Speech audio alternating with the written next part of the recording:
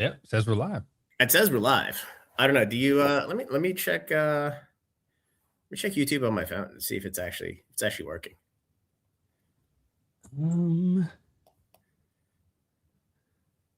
Yep, I see us. Absolutely. You do? Oh shit, I do. Wait, it says upcoming. Once I refreshed, I see us. Oh, well, look! Holy shit! Look at We're that. like this small, unless you had something to show. No. I'm showing you on camera right now, just so you can see it. Yeah, I see it. Here, let me send something out to Discord. See if we can get like 3 people in here. Oh, we'll get plenty. Nah.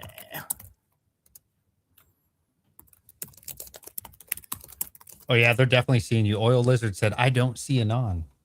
Yeah, working is intended. Shit, I ate the link.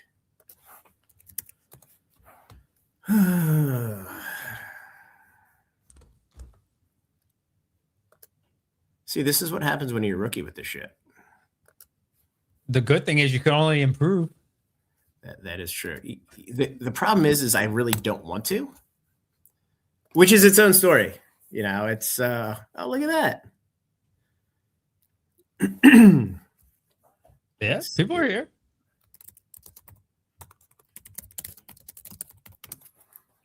So, A, I don't have a whole lot of time to edit. B, I just said early on, fuck it, I don't really care. Because, you know, the kind of clientele that folks get that are pure entertainment, like, I don't want those folks because, you know, what are they going to spend? $50 on an ETB and then bitching? Like, it's not worth it, right? Yeah. And I hate to say that, but my business is a little bit less retail and a little bit more wholesale-ish, if you will. And it's, you know, I'm aiming for a little bit deeper pockets, a little bit more, I don't want to say more sophisticated because I don't want to, you know, talk down on some of the other folks that are younger and a little bit more price sensitive. But the channel's not really for entertainment. It's more for education. And if you're looking for entertainment, hi, there's other channels for it. Me, hi, I'm here to entertain you. I'm the clown. Your videos are entertaining. It's entertaining. I had to pause the Ketchum stream for this. That's funny because I was watching the same thing and I'm like, you know what? I finally, let me tell everybody the story because I just told it to you. So every now and then, only you, Trav, only you. I've live streamed a couple times and it's normally just like indie game openings, something weird just to mess around. So I finally got a down cam and I went to live stream and my email address for YouTube wasn't working. So I finally got it figured out last night and I migrated email addresses from one server to another, kind of when we upgraded some of the back end stuff at Anon, and it broke the email address that was attached to YouTube for whatever reason. So finally got that fixed. And this was just kind of like played hockey this morning or was up at 5 a.m. to play hockey, got home. I was watching, DJ and Dan, and I'm like, you know what, let me see if it works. And I reached out to you because I figured you got shit to do on weekends, just like I don't. So you're like, damn it, let's do it. All right, look, I saw some of the zingers by Dan Zier, so I'm like, you know what? Let's open with a few of those. I got lucky with that with Dan. Shout out to Dan, man. I hit him up Thursday, and I was like, Dan, we've been talking about collabing. When do you want to do it? Are you free this weekend? He's like, how about tomorrow? I was like, let's do it. So that's kind of how you hit me up. But you're like, 20 minutes from now, you free? I'm like, of course. So this is my Saturday morning. I get home at like 9:15 because I play class 23 rank, University of Penn's Ice rank. So I get home at 9:15. My 5-year-old comes up, he's like, Daddy, you stop at Target and get me something. I'm like, no, I came home. He's like, well, why not? And so I have to deal with that bullshit, right? Say hi to the 2-year-old wife, whatever, eat breakfast, go up and shower. And then it's like, okay, I got nothing because, the baby's sleeping, wife's going to the store, the kid's watching Paw Patrol or whatever shit he's watching. So now I have like 3 hours of myself. Taxes are pretty much done. Not a whole lot going on. Perfect orders all shipped out, etc. So I'm like, you know what? Let's do it. So, I have like a 2-hour window here before the baby wakes up. I don't even have the monitor on because if she cries, she cries. This is kind of our undivided attention at this point. She cries is crazy. Yeah, she's like 18 months old. She'll never remember. When she gets to like 3 or 4, then, you can create some issues, Oh my goodness. It's like, that everybody has their first kid and they're like, Yeah. oh my God, is he or she breathing this and that? The second one, it's like, oh, she fell down the steps, rubbed some fucking dirt on it. Right. It's I feel you just on the that. natural progression of kids and whatever. I am very, very fat. Thank you. 745 pounds, and I already smell. I just got out of the shower. 745 pounds. I'm reading the comments on screen, which is great. Oh my goodness. Okay, can you see them or no? I don't think I'm seeing that. Is that from the Discord? I have YouTube. No. It's showing up on my live stream. I don't know if hold on. Oh, really? I don't know if I can show the comments. There you The go. last one I see is Perfect Order. Yeah. There we go. Yeah. See, I'm learning as we go. Yeah, I see that. Perfect Order sitting on the shelves. That's because it just came out. Yeah. So I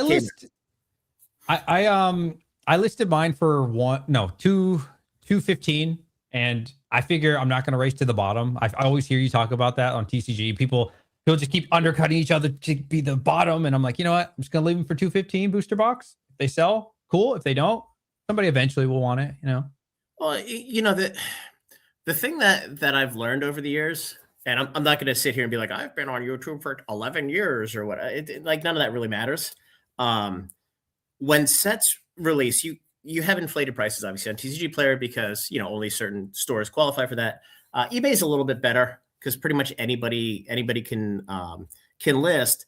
But on that Wednesday at midnight is when everything unlocks. It's Wednesday or Thursday. I think they change it back and forth. But any store can list at that point. And there's a lot of LGSs that for some unknown reason right now are cash poor, and they shouldn't be because everybody's just been printing money for the last year and a half. And they just race to the bottom. Then look, there's a lot of margin in this stuff, right? And I think the highest distro price for boxes is like 106.50. The lowest is still somewhere in the mid upper 90s. So if you can sell boxes at 180 and you pay shipping and you pay 13.5 or 14.25%, whatever it is, you're still making decent money. But like once that wave of supply dies, the boxes are going back to 225, 230, 250. And it's just the way it works. Regardless of whether people think it's a shitty set or not, this set is better than Paradox Rift. It's better than Temporal. It's better than Twilight minus the Greninja.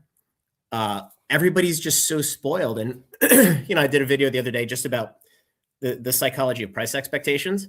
Everybody thinks every set, it's like fucking Destin or Prismatic or Ascended or, Phantasmal, got to chase the Charizard. And this set's a little bit different because they put this set out for a reason. And everybody's just kind of lost their way in what a bad set looks like. It's not a bad set. It's just not as good as the banger after banger we've been getting. I would agree with you, except for Twilight. Twilight's better. That's just me, though. That's just me. If you take Greninja out of that set, it's not that much better. Stellar Crown. Dude, that Squirtle is $125 right now, which is crazy. Wow, it's been moving. And I think Steel the City Bulba's doing all stacks. right. Go out like Elway on top. If you just open the Mega Zygarde, just don't open another pack. You've used all of your luck. Yeah, I like the Clefairy. I think the Clefairy's pretty cool. I don't know the cards that well, quite honestly. I know you get the Zygarde, we get the Starmie. Other than that, I don't really give a shit. I hate to say it. So the whole reason why I focused on Pokemon, I grew up playing Magic, right? And you and I talked about this. Yeah. So I love the vintage cards. The newer cards I don't really care that much about. But the reason why I've kind of migrated to Pokemon because I didn't have the cartoon growing up. I have, really no nostalgia for it. So I can look at it like a business. Like the characters are great. Like everybody loves Pikachu. Everybody loves, Charmander, Bulbasaur, Squirtle. I could care less. So it makes it really easy for me to look at these things objectively where everybody else is like, well, there aren't any Pokemon in this set that I like. So fuck it. I don't really care because the total number of folks that are looking at this stuff, it's so large and so massive. Quite honestly, it's positive to be able to get a bunch of cheap packs out to folks. And it just is. And, to be fair, this March slot is the weakest slot of the year. And one thing that I don't know that a whole lot of people know is obviously Pokemon's Japanese. Everybody knows that, right? But the Japanese fiscal calendar runs in halves. So you have July 1st through December 31st, and then January 1st through June 30th. So June 30th is generally speaking the end of the Japanese fiscal year. It's not quite for Nintendo, but that's how a lot of games work. That's how Bushi works. So if you pay any attention to Weiss, there's always a banger set in July, which is the first month of the new year, and then there's one in December for the holiday. So, really starting off the second half of the year. So the banger set for Pokemon is generally speaking always that June set. And in some cases, it's that mid-year half set if they push it, depending on what they're trying to do. And that's why you have half sets that have migrated to one in December and one in July. Okay, that makes sense. So somebody actually just taught me that in the last couple of weeks, and I had to look it up because I'm like, there's no way. But,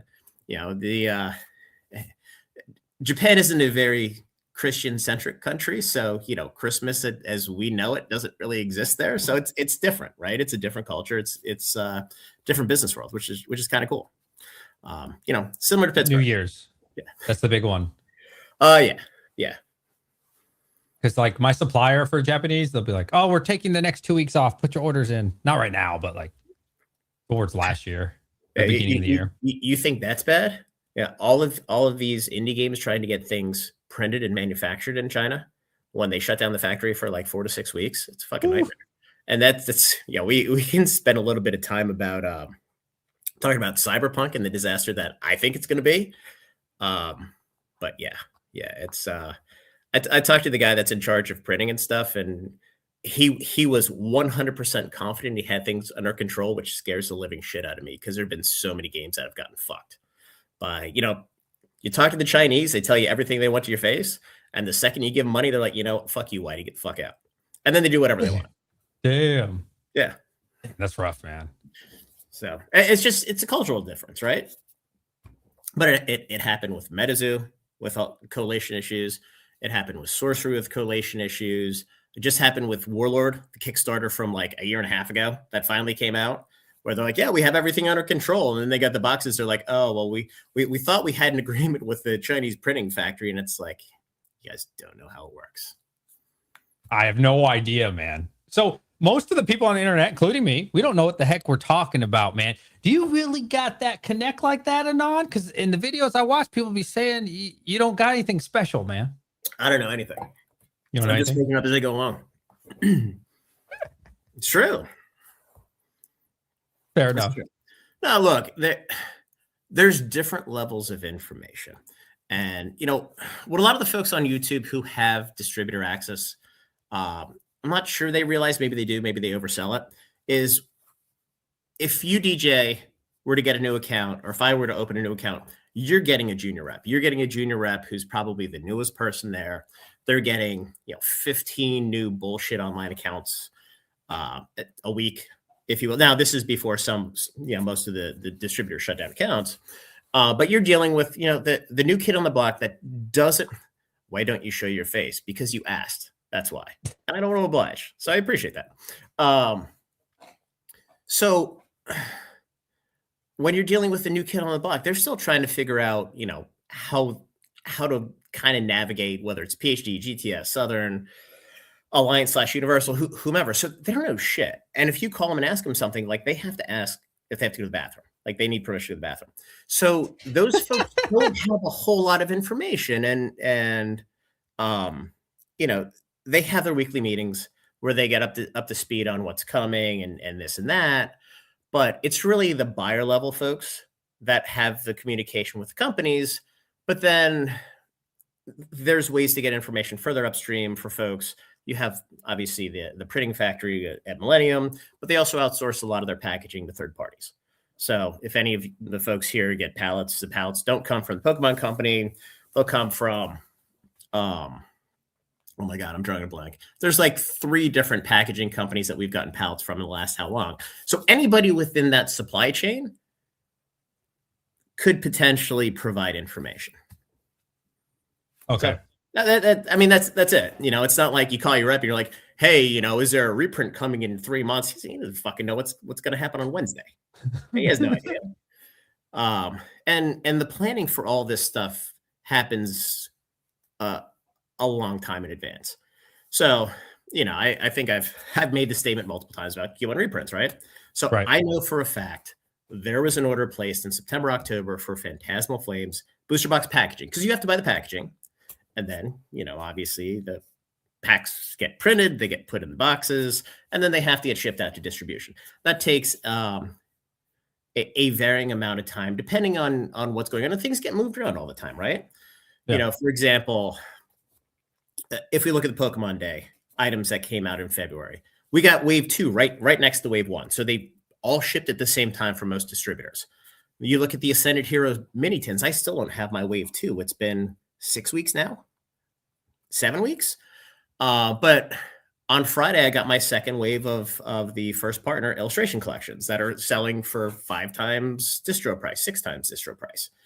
I didn't expect to get those right away. And a lot of times they'll move that stuff around to try to push things to the market to cool it down a little bit as much as they can. And that's just the fluid nature of how logistics works. So, we have 3 days left in the quarter. Are they going to show up on Monday or Tuesday? If this was Wizards of the Coast, absolutely. They would if they wanted the revenue in Q1. It would be Wednesday, Thursday if they wanted the revenue in Q2. I'm not sure Nintendo of America gives a shit because they only own 30% or a third of the company. Now they control it, but whatever. We'll see. So no reprint? Or no. It is actively happening. And I did a video the other night, which is kind of funny. And this is first hand knowledge of how the factory works. But people are like, there's no fucking way. They have an army of temps that are hand stuffing booster boxes because you can't machine it. The packs are all varying size. And if you're trying, you've opened a booster box, right? Sometimes it's hard to get your fingers in there, right? Yeah, absolutely. Like if you try to manually or try to automate putting those packs in a box and one thing is off by a millimeter, you just smash everything. Like it doesn't work. They haven't figured out a way to do it. And I think I mentioned about the new ETB configuration inside. They basically have the molded plastic and they push the packs in and then they can machine those into the ETBs and seal them. You can't do that with booster boxes. So it's just a process. And it's funny because, every Timmy on the internet's critical until it comes. And then they're like, oh, well, I always believed it. So it's whatever. Do you think people will go back and be like, man, give you your flowers, give you your credit, or they'll just ignore it? Like, whatever. I may have been born at night. It wasn't last night. No fucking way. People don't give a shit. People talk shit because it makes them feel better. It's fine. It's the internet. It's the tale is, well, not as old as time, as old as 1994 or whatever, 95. So, and again, I have thick skin. I don't give a shit. Yeah, that's valid. So I see, again, guys, you know, I don't have distro. I don't have any connections in that way at all. But I see a lot of people give out information and they have like brand new accounts. It's funny, not funny, but like interesting you mentioned that. And they'll be like, well, I'm not seeing it. I'm not seeing it. And I'm like, don't you get like one case? One, I think it's true. You know, a lot of new accounts, a lot of junior reps, they don't know how to navigate the system. They don't know how to look at, what purchase orders are on order, or they just don't know, or, they could just be lazy. Who knows? But when folks say, hey, I talked to my rep, he didn't see anything, that is 100% most likely what happened. Because a lot of these reps don't know. I mean, there's times where I call my reps up or my reps call me looking for information because I think what people don't understand is every single one of these distributors, they're not a Pokemon distributor. They're not a Magic distributor. They deal with TCGs. They deal with sports. Most of them deal with fucking toys. So there's thousands upon thousands of SKUs, board games, tabletop, fucking paintable toys, paints, all kinds of crazy shit. Like it's a large monetary part of the business. But when you look at just the nominal number of SKUs, it's a rounding error. So a lot of these folks, they just don't have time to spend on this because they're also managing 150, 200 accounts. That's a lot. Yeah. A whole lot. I wouldn't want to do it. That job would suck. That sounds pretty bad. A lot of people complaining. Like, where's mine? Where's mine? Well, the problem is you have a lot of accounts, older accounts that they're like, well, I've been here forever, but they may understand, but they don't want to accept the fact that, hey, there's 150 people that need to get phone calls every now and then. And, it can't just be you all the time. or people can't get babysat. And I've talked to reps specifically around this Lord of the Rings Commander reprint that I've been talking about forever. We finally got it, and they're like, "Hey, I've been trying to call my accounts to give them free money. They will not answer the phone, and they won't put a fucking order in. So I've had to put orders in for what I think they want. But if they don't take it, I'll just give it to you." I'm like, "Great, perfect." But the fact that the Commander displays are selling for $140 from Distro, they're selling for $350 on TCG Player, and these stores won't pick up the fucking phone. Like it's crazy because most store owners don't pay attention to this shit. Now, all of us do because this is what we do for fun, right? Yeah. But a lot of LGS owners, they're just not wired that way. That's crazy, man. That's free money. Yeah, that's crazy. But again, people don't think that way. Most LGS owners, they like the game and they don't like accountability or big boy jobs, which is kind of is what it is. That's frustrating because I feel like if I ever got the phone call, I'm like, yes, and then you got all these people with the opportunity and they don't even answer their phones. Crazy work. Yeah, and look, most of these reps are working on commission too, so they're like, "I got a fucking banger for you. I'm gonna make you so much money." And it's just like a dial tone on the end, like you just called the hot chick in Scream, and she's bleeding out. Like, what the fuck? What an analogy! Well, didn't the new one just come out? Yeah. Whatever. It's close enough. It's a family show. Is this a family show? Yeah, it's a family show. It's 11:28 on Saturday morning. Earlier in the West Coast. So I think there was misconception or misunderstanding from a lot of people, probably intentionally, from one of your videos. It said like sell Destined Rivals for perfect order. How I interpreted, feel free to correct me. that was a clickbait thumbnail, by the way. I figured it was. One of the people that's currently in the chat made that, and he's a fucking genius. Genius. So how I interpreted the video, because I actually listened to videos. I mean, title, it is what it is, bring it to the video. But I interpret it as if you've made a lot of money in Destin, like some people are up a lot, right? You bought the booster box for 200, 250, reallocating some of those gains into something that's at the bottom. That's how I interpret it. People are like, "Nah, he's saying perfect order is better than Destined." Is that right? What I'm saying? So the best part about posting a video with thumbnails like that is you get 17 comments from folks that just never watched the video and call you fucking idiot because they just read the thumbnail, which is priceless. No, it's so in the world we're in, everybody who's in this space should have made a boatload of money. Now, it's all relative, right? Based on your capital base, your age, things like that. Yeah. The point I was trying to drive home is it is far less risky. And when the market gets hot, you should be focusing on capital preservation, not the next fucking lottery ticket, right? Yeah, it's it's hard to program yourself that way, but once you build a large asset base, you don't want to lose it. So it really, my point was the downside risk of buying something super cheap is you're going to most likely be much better off than putting money into something that's at the top of the top that quite honestly has a bullseye on its forehead for reprint. Now, look, that could be wrong. Destin may not get a reprint, which is funny because I know it is. It may not get a reprint. It could go to $1,700 a box. People could sell Perfect Order down to $90 a box, but that's not the way that people should think after they make a ton of money.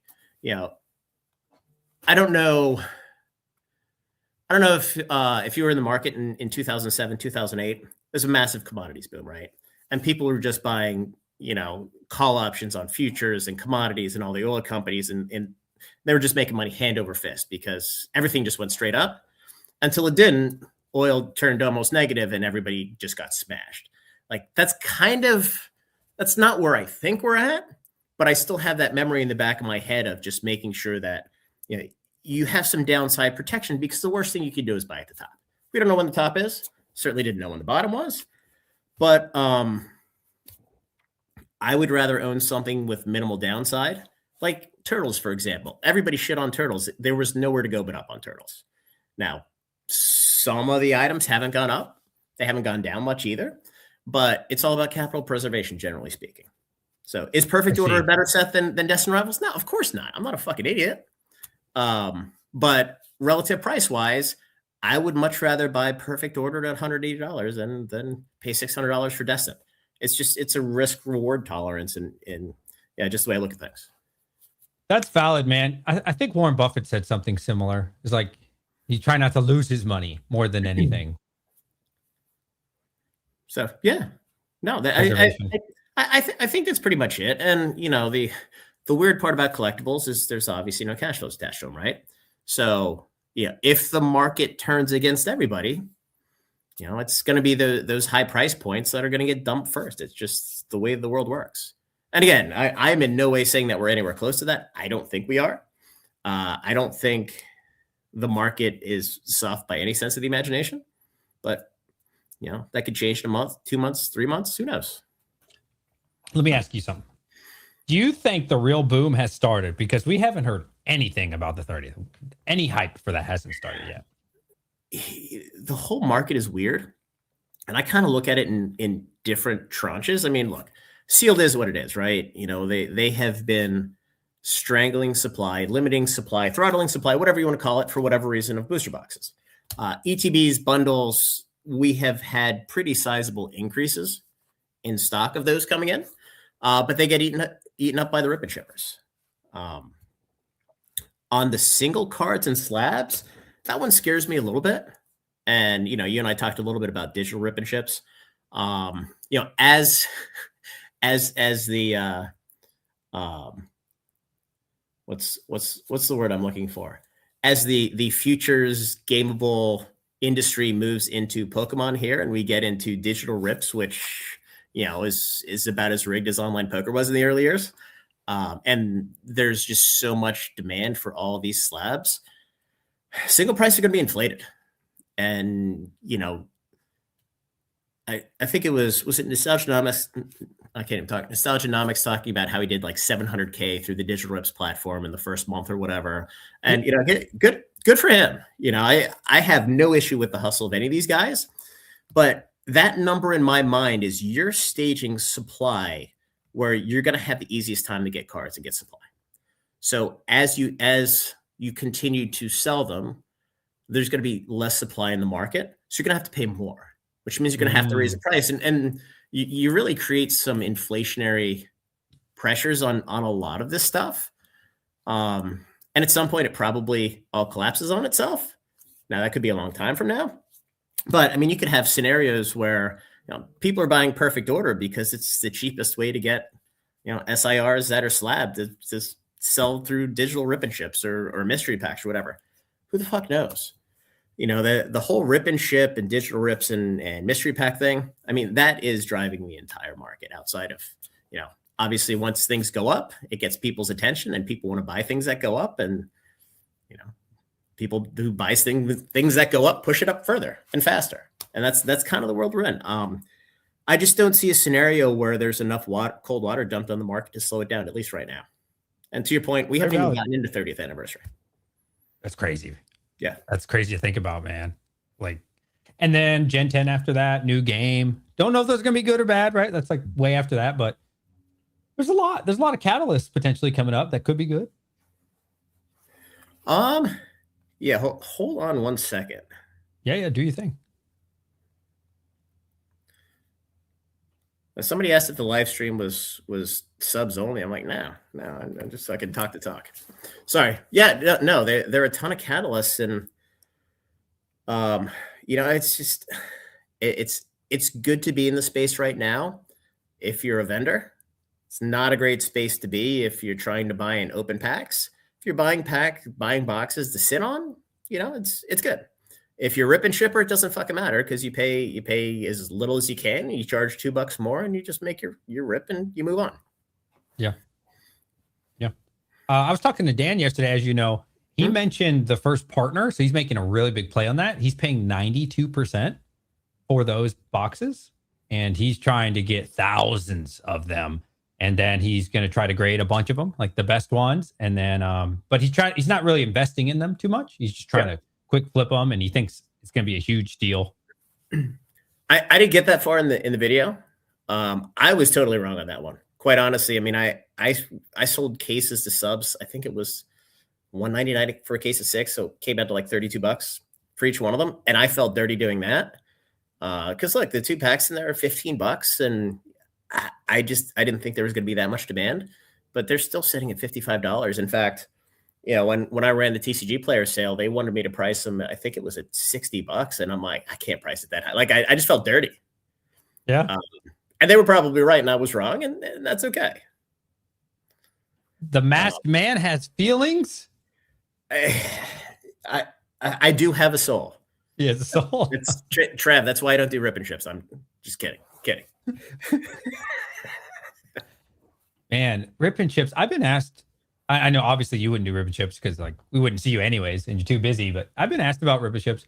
I think for me, it just wouldn't be ideal. It's a lot of work, man. A lot of time. Yeah, you know, if you think about all the different ways to make money in Pokemon or any TCGs, selling singles is miserable. Rip and ships are tough just because the speed of moving hands isn't scalable. So that's kind of why the world's gone to digital, right? You know, you can do your digital rip and ship. You can hit the button 1,000,000 times a minute as opposed to, you know, ripping 6 packs a minute, 12 packs a minute, whatever. Unless you're that Asian chick who rips the Japanese stuff. She's a fucking machine. Have you ever seen those videos? Oh my God. She always gets stuff early, right? Yeah. I mean, I am scared of her hands, just like you're watching it on the video from like 12,000 miles away. But it's not scalable. And to hire folks that are going to do that, you have to trust them that they're not going to steal your shit. They have to be reliable. So they have to love to do it because, I mean, if you're paying somebody to do it, they're not making killing. If you're doing it yourself, you can make really good money, right? Yeah. And then the third thing, they have to be organized because you still have to send the shit to the right people. And the faster they're ripping, the more likely things are to get fucked up. Yeah. So, you know, you start adding folks there, and then you got to deal with then you have to deal with getting packs and things like that. And the margins are just not as good as, you know, making phone calls through distribution and getting stuff and just moving sealed. In fact, we've done a lot of singles on TCG Player, just like my old personal collection. We ripped a lot of Avatar Jumpstart because there's no other way to move the products. And you know, our guys were like, stop the fucking singles. Like, it's not worth our time. If you can sell sealed, like we make so much more money doing that than we do on singles, just stop. And it's true if you can do it that way. But there's different magnitudes of profit versus level of effort in this. And yeah, rip and ship it's a business. But it's probably not something I'm doing. And it has nothing to do with whether you think you're providing a service that people want or anything like that. It's not scalable in my mind. I see what you're saying. But what about, so like, I think Alex does it pretty well where he only opens it and then somebody ships it for him, does all the labor afterwards. He's just live being, you know, he's the face of the brand, Nostalgianomics. But then you need somebody to do that who's physically at the same location as the person doing rip and ship. And I know Dan has 2 guys that are remote for him. So I assume that they're just shipping their own stuff. And I'm sure he trusts those guys to do stuff because, you know, it seems like the kind of dude he is. But then you're adding two more salaries to do that. So it's weird. It's weird. It gets really complicated for, you know, 10, 15, even 25% for the guys that are able to overcharge with a big audience. It's it's not the ideal business model. It's just the way I look at it. That's fair. Everybody likes their own business model, and it works really well for some people. Yeah. Look, I mean, the folks doing it and hustling, nothing but props. It's not for me. I feel you on that. You know what I like doing? Obviously, not even in the conversation with you, but I've been selling cases lately. I love it, man. I love it. I just open up the box. I put it in there. If there's a little bit of a gap, I'll put some craft paper, tape it up, done. Like, I love it, man. It's so nice. Speaking of, I sold you those Lorwyn cases. You moved them right away and you never called me back. What the fuck? You didn't like the magic date or what? I'll be honest, dude. I messed up bad on Lorwyn, man. I never sold them all. I tried. I never sold. I tried, dude. You never sold them? No, they never sold. I tried. It was $140. Your basis was like 99. I had them at 130 on my store. I made a video. I made some shorts. I put them on Facebook. People on Facebook are so cheap, bro. I don't know if it's a magic thing. I never have this problem with Pokemon. They're like, can I trade you a camera? I'm like, what? No, I want money. Can I trade you some singles? No, I want money. Will you take 110 a box. I'm like, no, what? You can't even get it for 110. Like the cheap asses on Magic, man. I'm sorry for everybody. No. Those Cheap aren't the ass. cheap asses in Magic. Those are Pokemon people. That's how they are. Maybe it's Pokemon people. Yes, but, trying to get in Magic. But anyways, no. So then I saw it go down TCG. I was like, all right, I'll put them for 120. And they just never sold even 120. So I said, all right, I'm just going to keep them. And I should have put them on TCG. I'm going to take 100% blame. Like these things were selling themselves. But I just failed. I fumbled. I fumbled, man. Yeah. I fumbled on Norman. Yeah. Look, Trapman's actually right. So Trap's in our Discord. He does some rip and ships. Check out his channel. He's super entertaining. In fact, I'm pretty sure he does a lot of coke beforehand. I'm not sure, or mushrooms, one of the two.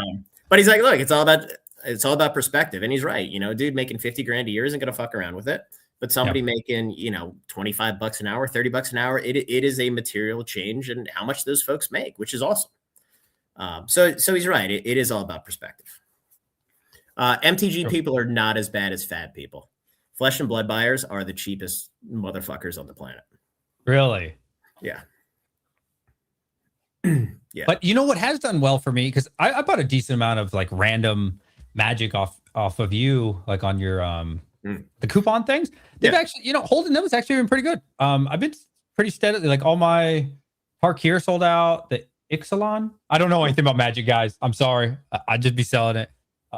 Some other things that have been slowly moving, and then I'm like, oh, that appreciate $34. Just kind of had to wait it out a little bit, and that's why I love Magic, and I keep preaching this in Discord to the Pokemon folks. And like right now, Pokemon's great because you buy it in 3 months, it's up 50%. But with these Commander deck reprints in Magic, they tank the market, but things dry up so quickly because, you know, Magic people buy a lot of singles. And all these Commander decks have exclusive singles. So they get ripped, they get shredded.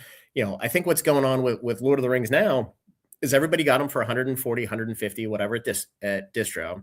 They ripped the four decks out. They're trying to sell the most expensive one, and then they're going to sell the rest for singles, but it doesn't keep a lot of the sealed ones left. And when you're looking at something that's most likely going to be the last reprint, and Ixalan, I think, is done as well, because they all rotate out, I think in January of 2027. I don't even care about rotation dates because WotC has no rules. They just do whatever the fuck they want. You know, the price goes up over time because the market just it disintegrates so quickly on a lot of those. And you have things like, you know, like Final Fantasy Commanders and Bloomburrow Commanders. They absolutely dump the shit out of the market. And you kind of know when they're going to do it because they have a little bit of a light quarter. You can tell what's selling, what isn't selling. But you know, it's just it is the easiest movie in the world. And the second that you start to see distro drying up of all this stuff is really when you buy it, or when it's in the upswing, which is, you know, a lot of the things that I'm selling on my website. Just to you kind of blend it over time. Makes sense. What percentage would you say Pokemon is for you, roughly? You had to guess. For me, probably 20-25% of my revenue.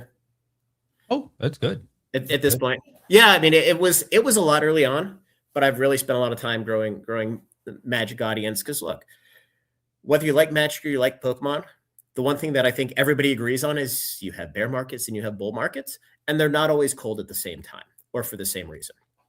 So it really helps you diversify some of the cash flow, some of the sales back and forth. Like, look, you know, we just had Perfect Order, which isn't the greatest set, and we had Turtles, which wasn't the greatest set. Now we're going into, you know, the Greninja set, which should be much better. You're going into Strixhaven, which should be a banger. So sometimes they're cold at the same time. Other times they're not. And then also, since you're buying something that maybe isn't super ideal, it'll help you in the next quarter, right? You mean allocation wise? Yeah, allocation wise. Like, okay, you know what? I know this one's not going to be super good. Maybe Ninja Turtles. I don't know much about Magic, but you know what I am going to do? I'm going to go all in on this Ninja, and then hopefully that'll help me for the next set that will probably be better. Yeah. So the way most distributors allocate, and this is why it's absolutely impossible for anybody who gets a new account to get Pokemon allocation, is most of them take the last 6 months spend within the actual game itself in the category. So for example, my allocations for most distributors are based on how much I've spent for Pokemon. So for me, it's almost impossible to grow it because every time I'm buying stuff, everybody else is buying the same relative amount as what they had been in the past. So the ratios all stay the same. That's why, when you get a market opportunity, which is 25% above market, and I know there was a couple of folks tweeting and bitching about the price. Like, you just buy it, you shut up. I sold 3 Destin Rivals boxes on my website for $499.99. I paid $618 for them. I don't care about taking the loss. It gets my spend going forward, and I can churn those funds into Lord of the Rings displays at $140 that are now selling for $240. Like, there's nothing wrong with taking losses on random products just to generate liquidity and keep things churning. In the Magic space, it's the same thing, but you have a set like Turtles where I increased my order because I knew a lot of folks would pull back a little bit because the overall sentiment in the market was terrible. And what it did was it basically got me almost double the number of collector boxes for Strixhaven compared to what I got for Lorewood. Now, I don't really care about Strixhaven, but you have Marvel coming up and then you have The Hobbit, which should be the 2 biggest sets of the year. So you're really spending on sets that aren't great to get to the 2 bangers. And that's why, and I try to get this through everybody's head in Discord, and it doesn't always happen because you're going to have folks that just want to buy cheap shit and flip it, and that's fine.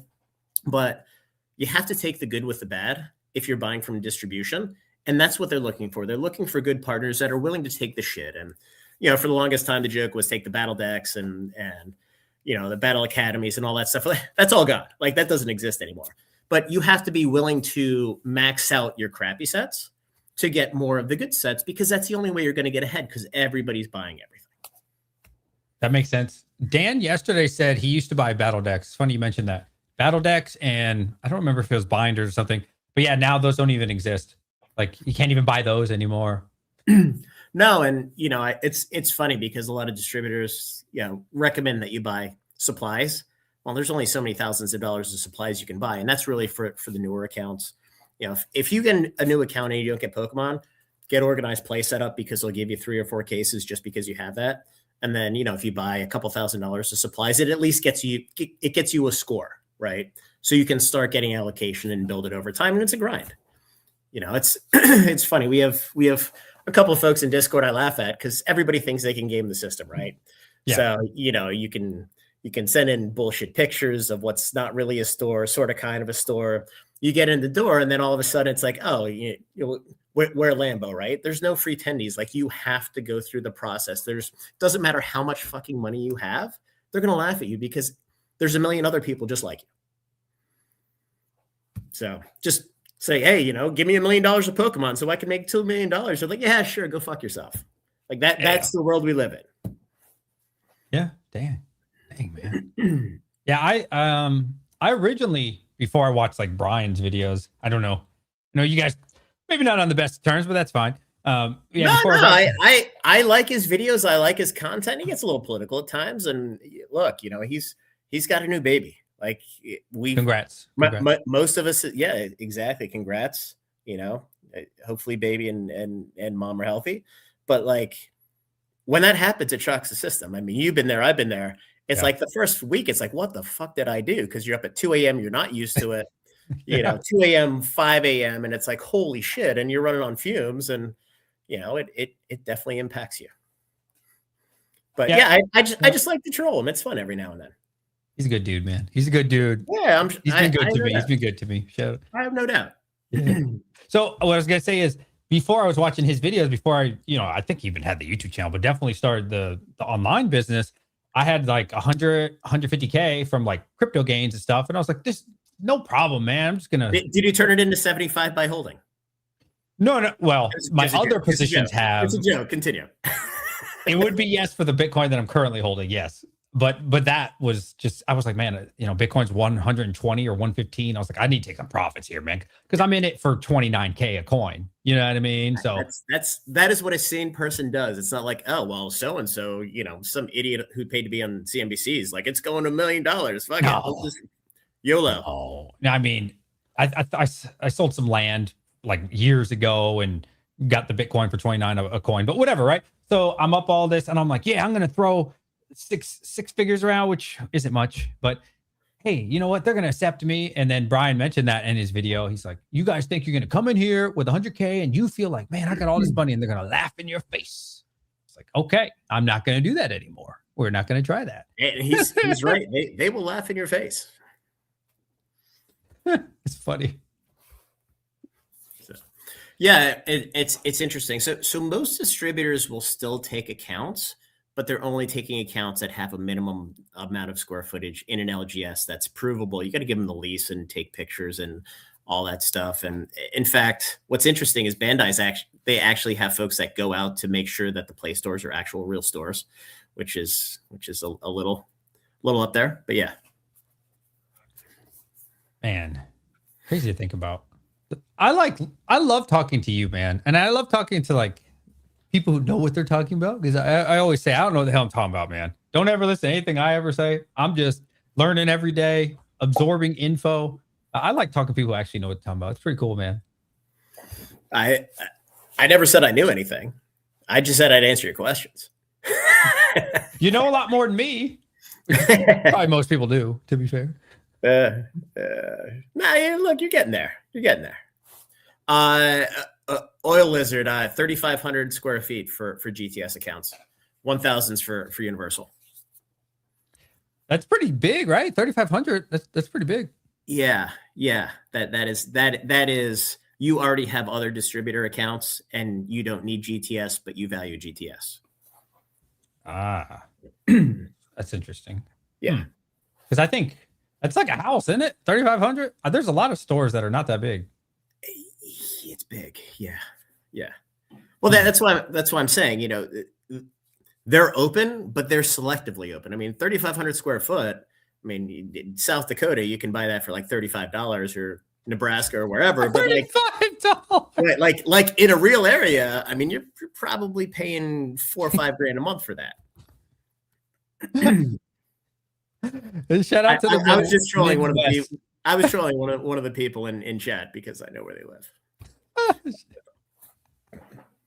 You ever been in North Dakota? I went there one time. No, and I never want to go there. No, I went to South Dakota. I'm sorry, because I had to film for this big Bitcoin mining farm. They wanted me to just film and do a tour for them. It was crazy, man. Like, they pay for electric. It was like 3.2 cents. It was crazy. Yeah. Never really got into that. In my mind, crypto farming is a lot like AI, where just the economics of the energy usage probably aren't going to work. But that's a different conversation. That is a different conversation. What do you think, or when do you think the bear run would happen? If you just had to guess. Look, I think I'm just going to talk Magic and Pokemon, right? I mean, Bandai's been doing okay. They've kind of pulled back. I'm going to answer this one question, just kind of dovetail into your question. They pulled Unirena back from online selling to brick and mortar only. And from Evangelion on, the boxes are, I think the bottom was like $75 a box. And again, these boxes are just under like sub 50 for distro. But for the longest price, all of those, all of the sets would come out a lot like Yu-Gi-Oh! And they'd be like $40 on TCG Player. It'd be terrible. So it seems like they're being more disciplined. They're willing to control the print runs on those. It's going to be interesting because there's a new Nikki set, or Nikkei, however you want to say it. I like saying Nikki because it pisses people off who are snobs and they like to say it the right way. Coming out in, I think, September, October. So it's going to be interesting to see if they print the living shit out of it, because it's going to have on-card autographs and serialized. So it's going to be some really, really fancy titties, cardboard titties.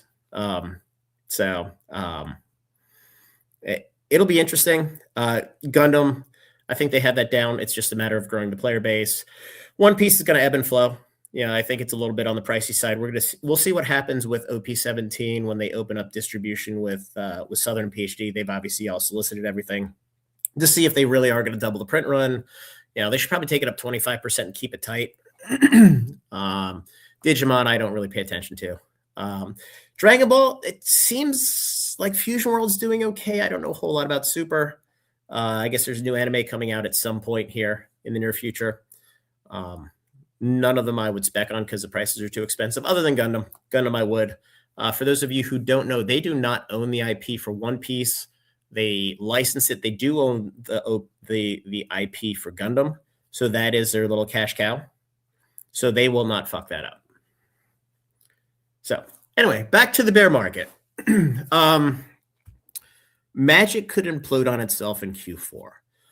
Ooh. The reason I say that is if you look at their financials and kind of the expectations for 2026, I think they have most of them in the bag with sets. So the Lorwyn set that came out the third week of January actually hit distribution in December. So all that revenue went to Q4. Title transfers when the product lands at the buyer, kind of accounting 101 for those of you who don't know. Strixhaven's going to land here in Q1 with Turtles, which they should be fine because they had a ton of reprints coming. Q2 is going to be your Marvel set because it's a June set. And then you have The Hobbit coming out August 1st. August 1st is strategic because if they need to ship and deliver it in Q2, they can ship and deliver at the end of June, or they can push it into July. There's enough room for that to happen because you have like an extra 2 weeks. Generally speaking, distribution can ship about 14 days before release or 10 days before pre-release to shops. So when you back that up, you have a couple weeks where it can get to distribution. Then you come to Q4 where there's only Star Trek. Nobody has any fucking idea who's going to buy Star Trek. My dad loves Star Trek. He's 75 years old. Who wants Star Trek? Look, I saw it growing up, but like it was the old one where it's like, you're a 16-year-old kid and you see Deanna Troi in that tight little outfit. It's like she's kind of hot, Now she's probably dead, but that was a long time ago. But you have Star Trek in Q4 and you have nothing else. So, and they've come out and said, hey, Q4 we don't have a solution for. So they could. I worked in finance my entire career, long before I was selling TCGs. But I mean, obviously, I was in Magic in 92 or 93, 94 in middle school. So it really comes down to how much they reprint play boxes. And right now, the market's pretty saturated with play boxes. Turtles just got another wave. Avatar got another wave. Lorwyn, the Lorwyn wave from distribution is gone now. That has to work through the system. Spider-Man, nobody's buying.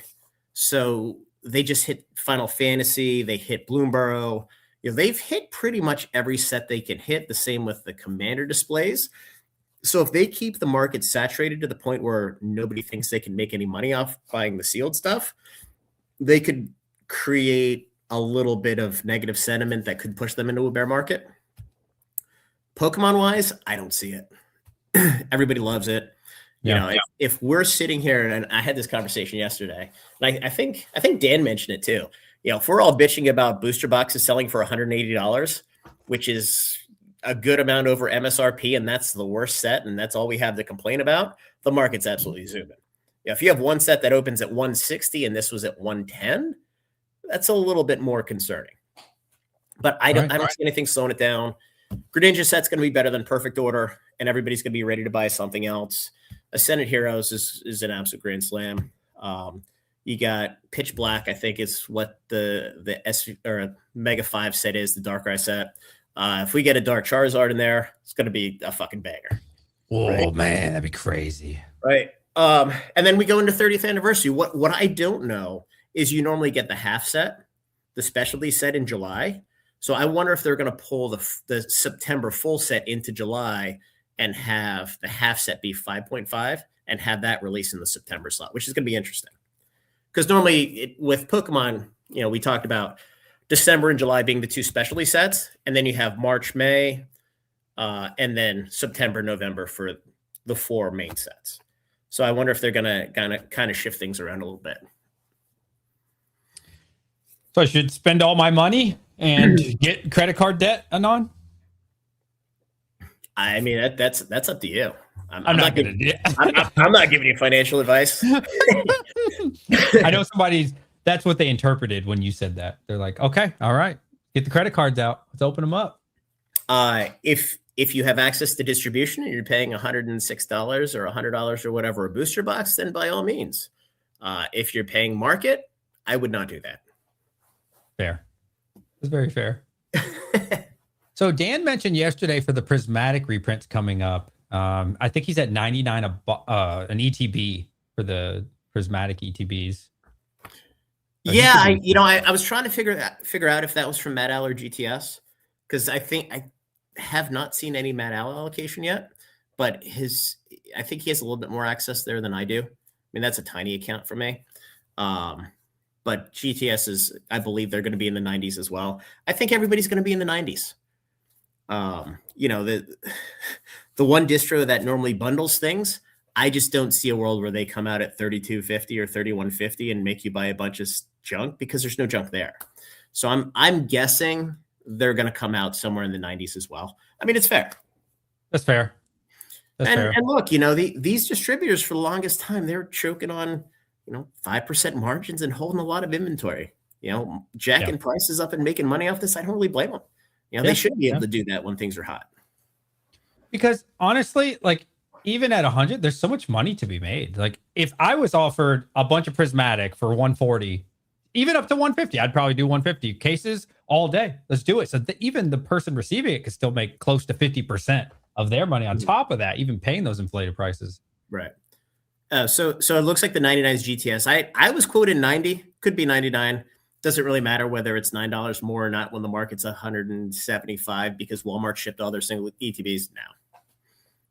So sorry, cut you off. Continue. No, you're fine. No, I think that's all I was saying is, like, man, I'm hoping, I don't think it's gonna happen, but I'm hoping with all the Walmart and the distro thing, and I would love prismatic to come down in price, man. I want to buy as much prismatic as I possibly can. Like, you and everybody else, and that's why I did the video. Like, look, now it's everybody. This is what fucking drives me nuts, right? When everything's going up, everybody and their brother's like, I can't wait to buy this. It's free tendies, this and that. But the second things go down, all of a sudden, they put their foot in their mouth. They're like, oh no, I was just kidding. And I think I gave the example, Paldean Fates booster bundle displays. When things were going crazy, I sold them into Discord. I think I sold them at $1,200 at one point at the height. And then TCG player needed some stuff for Cyber Monday. So I'm like, all right, I have like 90 of these. I'll list them. I don't really want to sell them at $8.99, but that's what the market is. So I list them. I think I sold 22. And everybody else is like, that price is fucking dog shit. 2 months later, they're at $1,300. If I listed them at $1,200, they'd all fucking sell. Like, it's so ass backwards. It's great for me because I didn't sell them too cheap and I still have them. But it's just, it's that mindset where it's like, you want to buy weakness, you don't want to buy the strength in this space, especially for quality products. Definitely. I look forward to any reprints that we can get. I'm all about it. Please reprint. Let's print this thing to the ground. I need to get as many as I can get. Come on, Pokemon. I believe in you. So you mentioned on the live stream, you're having a hard time selling 150, 180 a bundle. I don't believe it. I don't believe it. Dude, it's weird. Okay. Are you selling to a bunch of broke ass Timmies if Kira's watching this? I'm kidding. Oh, man. I like Kira. She's nice to me.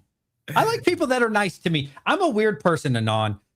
I don't like listen to the hype or like what other people believe. If they're nice to me on a personal level, I'm like, okay, I like you. Even if the entire world hates you, I'm still going to like you. She's been nice to me. See, my whole mentality is just be nice to everybody. It's okay to mess with them and troll them, like the Timmy thumbnail. That was just messing around. That was something that funny. That was something that Trav Man did, and it's like I don't really care. People might get butthurt.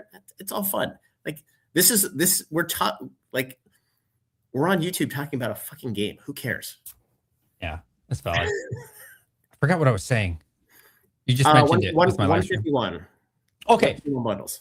I have to rewind this. Okay. So I bought the first batch I bought of 151 last October. I paid like 75, I think. 80. I don't remember. And I put them on the store for like 90 or 85. It was like $5 on the market. Nobody wanted them, man. They were just sitting there. Okay. Price goes up $5-10. It gets to like 90, 95. Sell it instantly. Then I put on the rest of them, sold out all 50. I was like, interesting. So when I have them for a little bit under market, nobody wants them. So I hit up the same guy. I was like, yo, can I get another 100? Because I had 50 that time. So we got up to like 147, 150 total.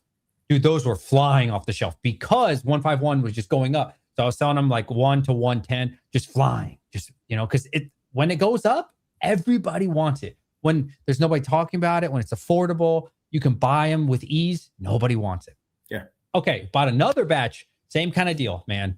Flipped them so fast. So then I bought another 20, just 20 for 150. So I'm like, okay, I'm going to sell them for like 180. Same thing. Right now, I've sold one and nobody wants them because they're so easy to get. And there's no hype at the moment for the bundle. Nobody's talking about it. But I guarantee you, man, these things go up another 10, 15 bucks instantly. I'm going to get 30 DMs. DJ, you still got those 151s that have been sitting on the store for 2 weeks? No, now they're 10 bucks more. Yeah. It's funny. I got a message in Discord yesterday, and I was already tired and a little grumpy from some other bullshit. And like, I almost lost it. I managed to keep it together. So, I sold a bunch of Lord of the Rings Commander displays for 160 bucks, right? Which is super cheap. Just sold it in Discord. I think I sold like 500 of them. So this was like 3 weeks ago. Some dude reaches out and is like, hey, can I buy some at 160? I'm like, the fucking market was 180 then. Now it's 240. Like, fuck you, no. And this is the same person who's like, hey, I want 30 Foundations boxes. And when they saw the boxes are down at 125, like, no, I'm good. I have another person or some other people that, I adjust the prices on Commander displays every month because obviously the market changes. Right. The second the price goes up, they're like, oh, I was going to buy this at the lower price. Can I still get it? And I'm like, fuck you, no. You should have bought it 3 days ago. Like, the rules. You're not new here, and it's just, it's kind of annoying. But I do want to kind of transition into the whole MSR penis chaser thing. And I know you guys were talking about Danny Phantom last night. How he always sells at MSRP, and he knows that when he's not the lowest price, people are going to run, and it always drives me nuts because I don't understand what his business strategy is with that. But I'll give you a perfect example here. So with our premium stuff, it's like $20 a month, right? It's not like it's 150 or whatever. It's cheap. It's probably what Netflix costs at this point. Right. Yeah. I try to get everybody a sealed case of every Pokemon set, like your standard Pokemon sets of booster boxes. Now, I don't always get enough. I was panicked because I didn't think I had enough perfect order, and then folks didn't buy it. But I think we did Destined Rivals at like $1,200, which is super cheap. I mean, even at release, it was a couple $100 on a release. We did Mega right around there. Phantasmal went up a little bit. I think it was $1,300 just because cost went up, market went up, etc. Everything sells out in like an hour, right? And this is a couple hundred cases. Yeah. I list them for perfect order, and I'm like, okay, this should last like 30 minutes, whatever, because the overall supply was down a little bit, and I sell like 30 cases. I'm like, what the fuck's going on? And I had them at $1,200 for the case. So I dialed it back a little bit, $200 a box, and market was like $235, $240 on TCG Player. Nobody bought them. So, after printing money on Destined, Mega 1, Mega 2, everybody looked at the product. They're like, nah, I'm cool. And these are folks that they've been subs for some of them over a year. Loyal folks.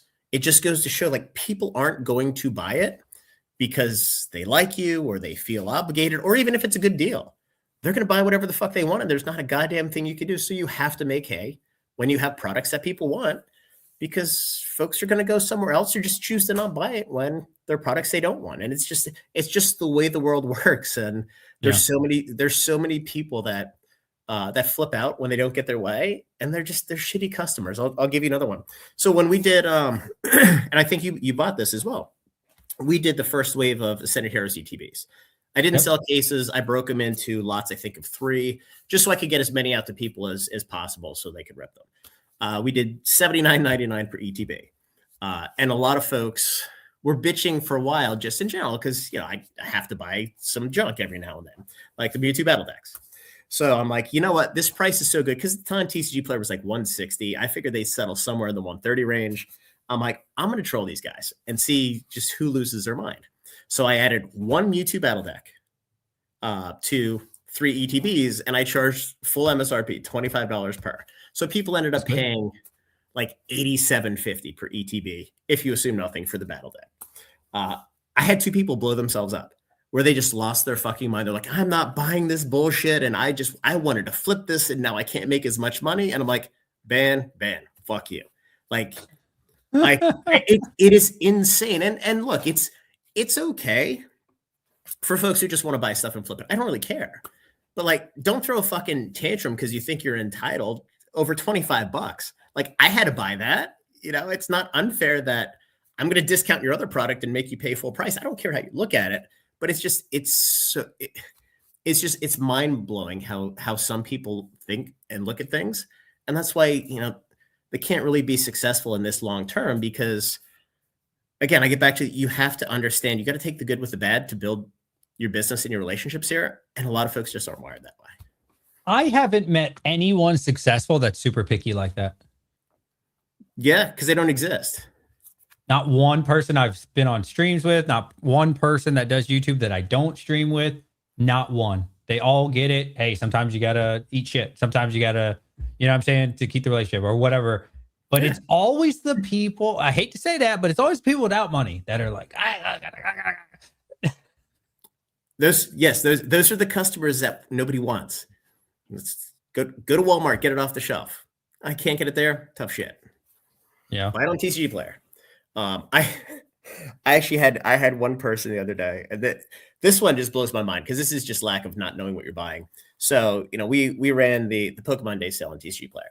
And I think we sold a bunch of booster boxes, but we sold Shrouded Fable ETBs and Stellar Crown ETBs, and the Shrouded Fable ETBs sold out faster than anything else, which blew my mind at $70 each. Wow. Like, I figured I sold 700. I figured we'd sell like 150. And it started selling. I'm like, holy shit. Like, I had no idea. But, you know, you have folks that'll complain about there's like a little ding in the plastic. And these are all from sealed cases, right? So they're all from factory. So we just pack them and we move them, whatever. So one person responded and they're like, this is the worst condition ever. It's all bended and warped and this and that. So it's like, okay, well, you know, send it back. We'll send you a label, whatever, full refund. They sent it back and it was fucking perfect. They didn't realize that the outer like casing that goes on, it's flimsy paper. So when you vacuum pack it, it bends in on the sides. And this person assumed it was fucking damaged. And it's just like, these are folks that are buying shit on TCG Player and eBay. They don't know what they're looking at. And it's like, okay, fine. I got a pristine one back at $70. Great. I'll sell it at 90. Yeah. Yeah, man.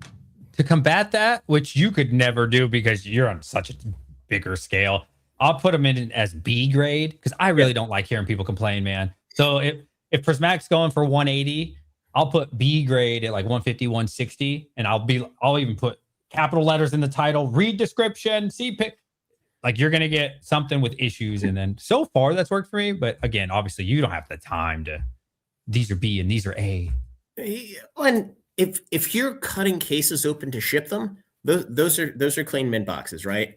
If they're uncirculated, to use a coin term, you know, they're fine to send out. And look, we probably spend too much packaging stuff, but it's worth it. You know, it is what it is. Because when it comes to insurance and things like that, I've been denied so many times on fucking insurance.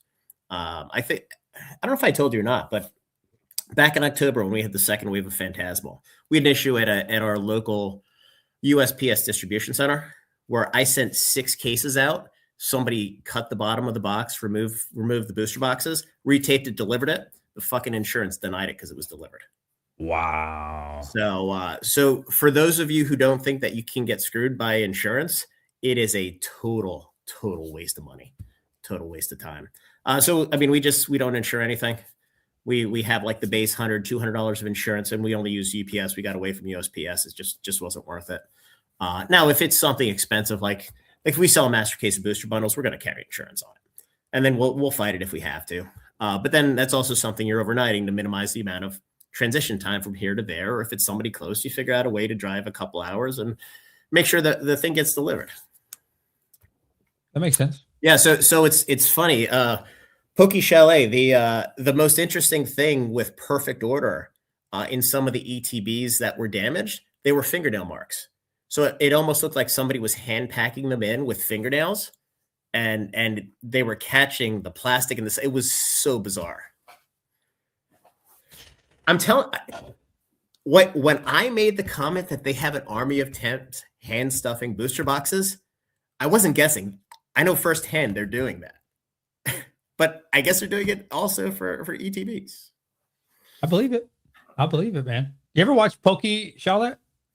I do. I like watching him. He's very Canadian. I like him. I like listening to him. He's cool, man.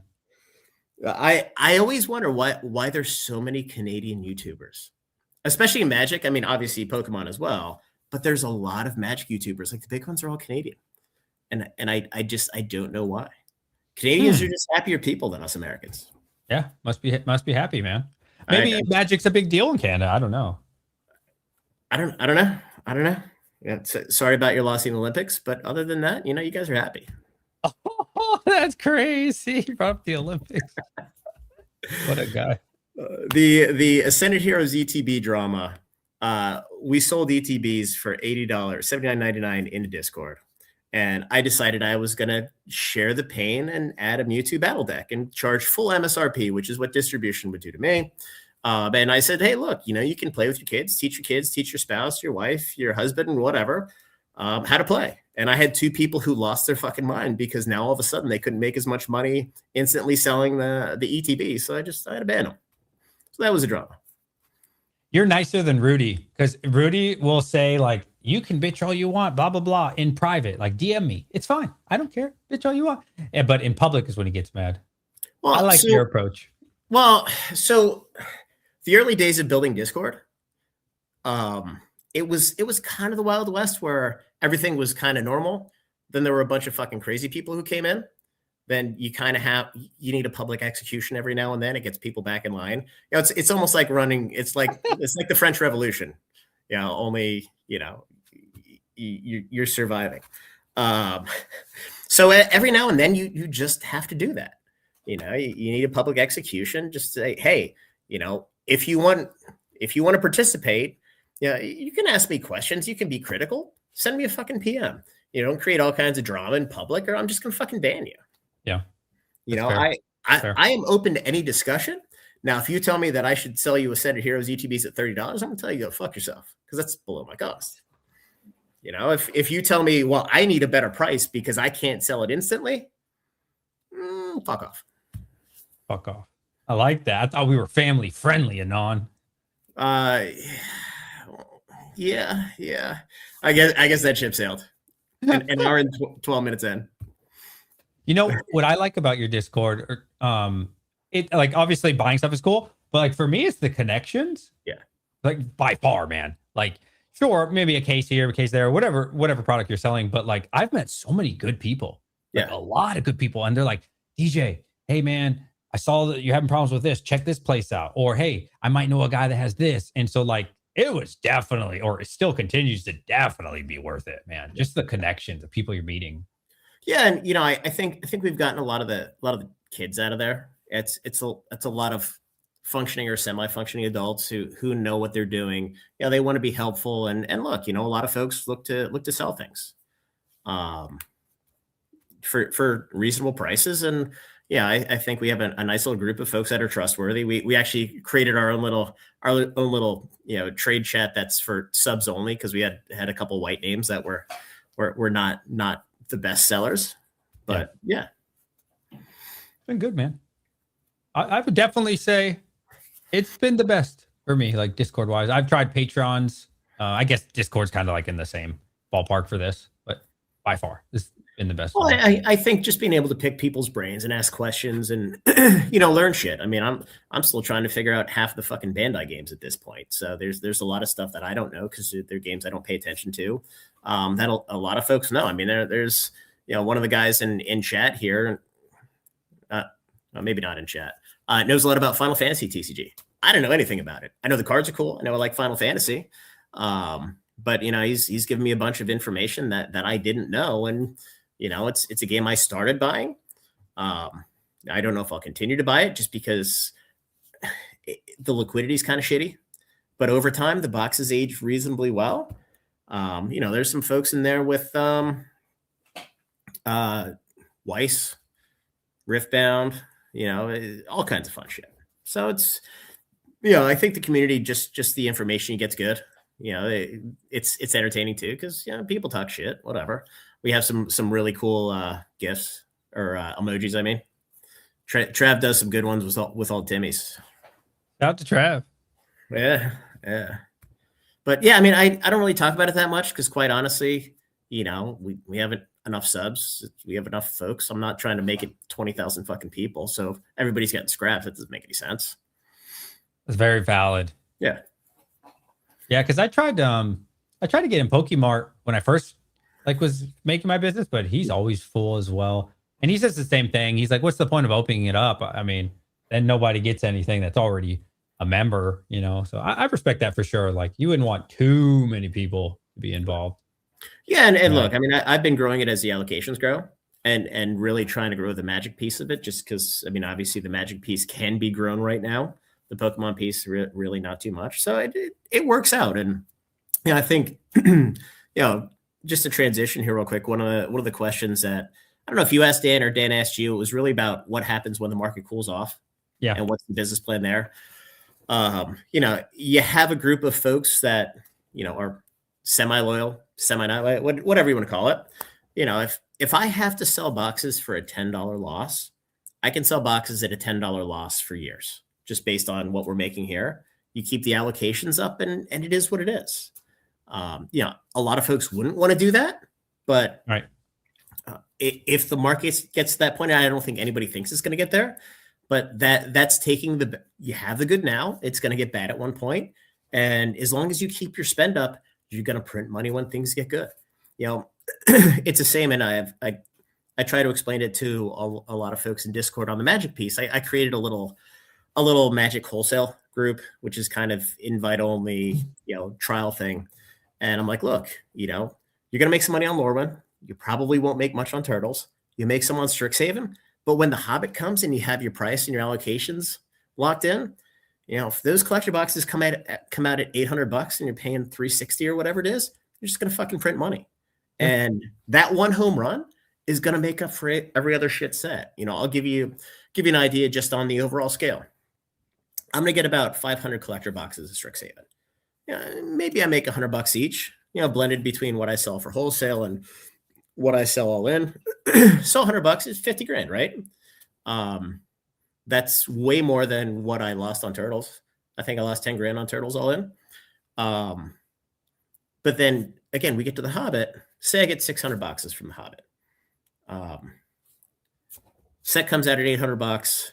You start making $500 per box. So you have 600 boxes. You make 500 per. That's $300,000.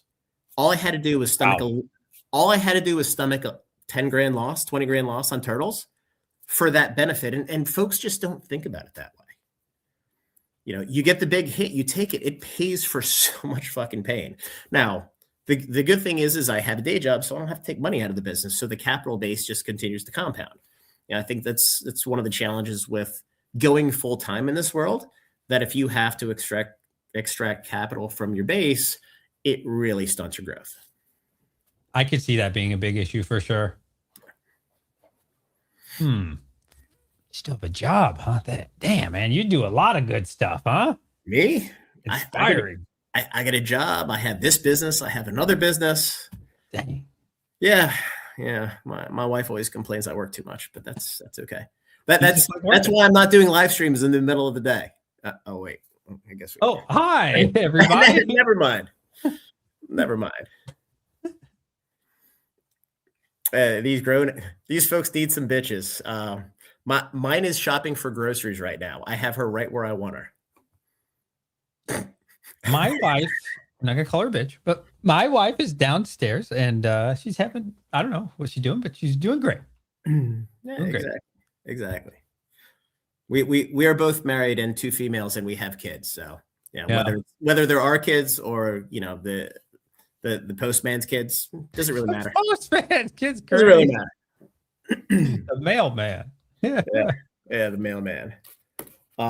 So one thing I've been looking at, which is interesting, and you and I haven't talked about this at all, Topps Direct through Fanatics.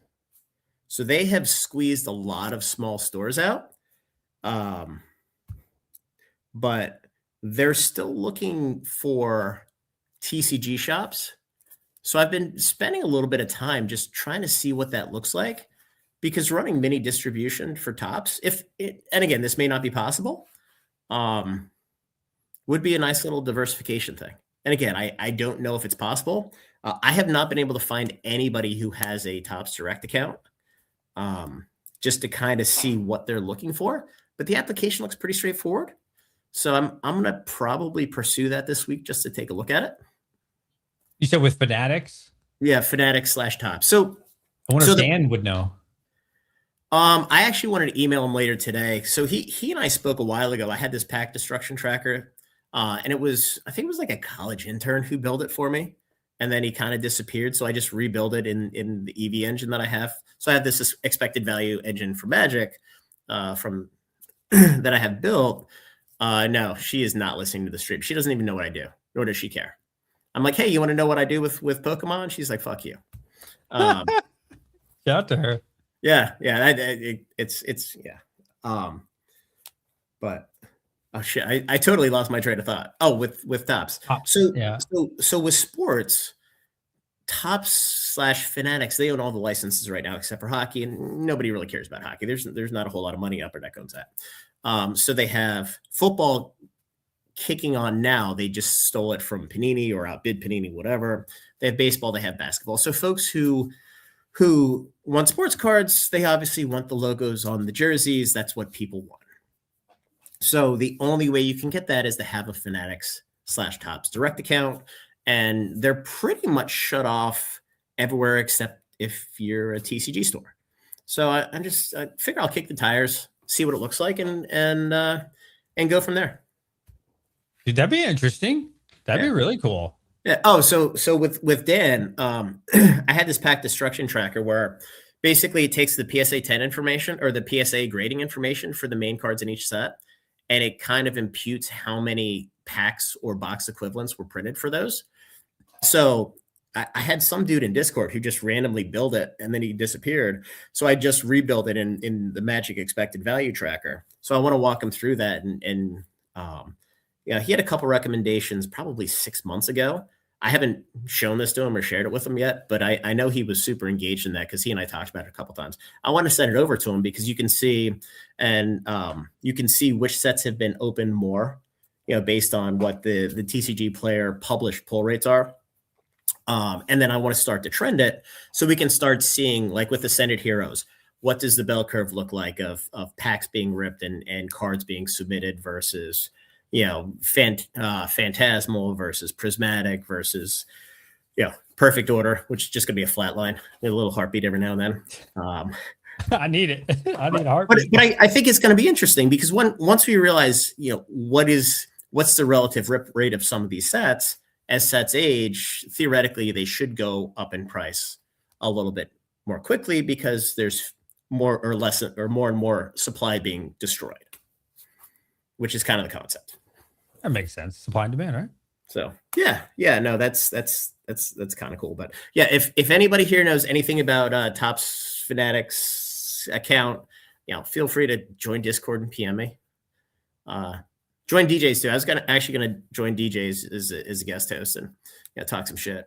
Like, DJ, you have any 151? I'll give you 75% of market, just like I'm coming up to your booth when you're vending. That's crazy work. 75% for 151 is crazy work. I was paying like 85 to 87. Honestly, I've cut off all 151 buying. I feel like when I look at the charts like this, it's too risky.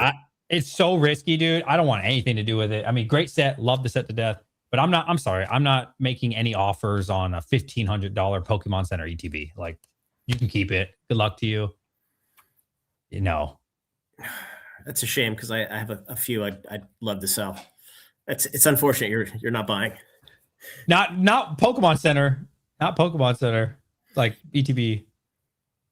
Maybe bundles. Maybe I potentially would do bundles, but like I said, my other 19 are just sitting there. So I'm like, I just look at Ascended Heroes and I'm like, man, these ETBs are like, I don't know, 120, 125.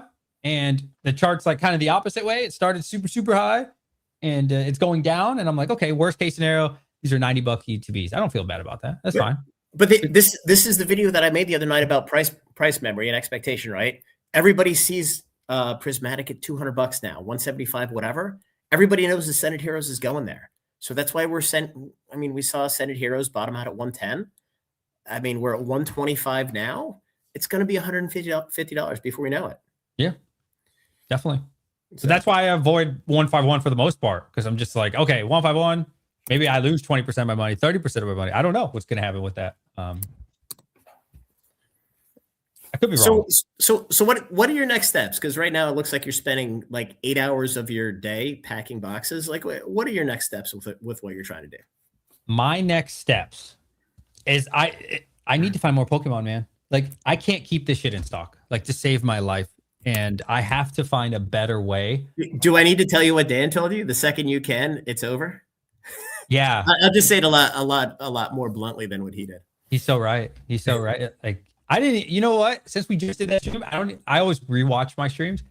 I don't even think I remembered that. Thank you for reminding me. I haven't like got to process it yet. You're like, why can't I get any more prismatic evolutions and Ascended Heroes? It's like, well, if you could, people wouldn't want it. So that's the way it works. That was such good advice. But no, short term, definitely prismatic. Like, I'm hearing a lot of people like, DJ, do you think prismatics, like, it's going to go to $100 or something? I'm like, I hope it does. I don't think it will. Like, if all these people want to start selling, please start selling. Yeah, that's right.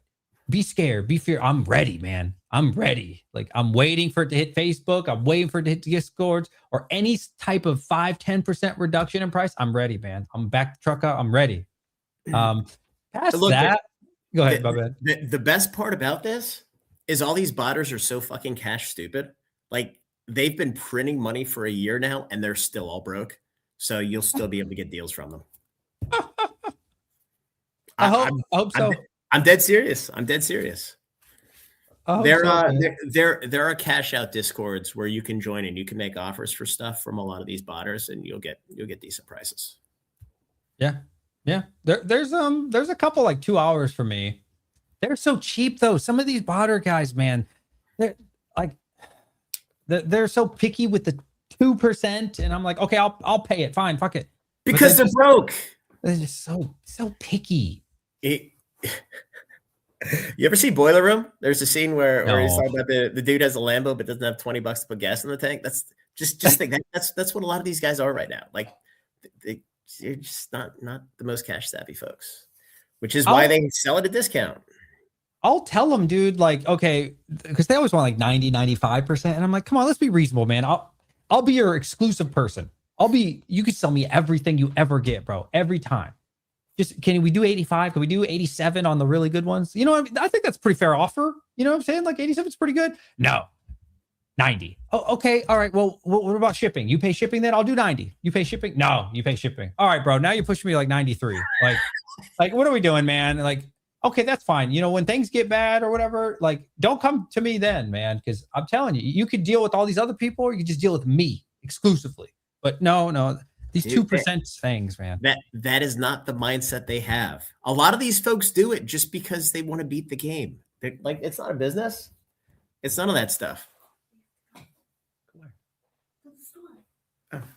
Hold on 1 second. Do you think, man?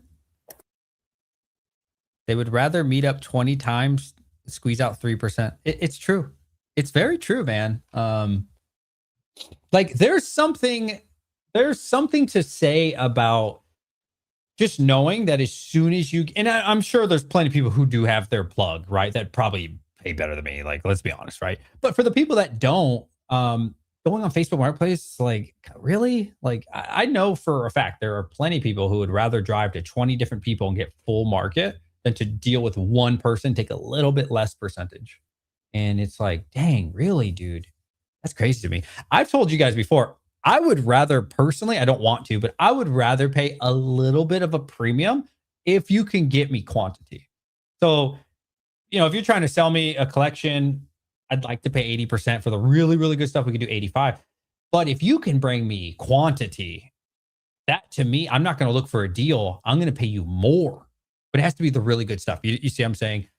That's just how I think, because I just know with the really good stuff, no problem selling it, right? I can get it sold in 5 seconds, 10 seconds, 30 minutes, whatever it is. It depends on the quantity. I know you didn't hear that. I was just talking to your chat to keep them busy.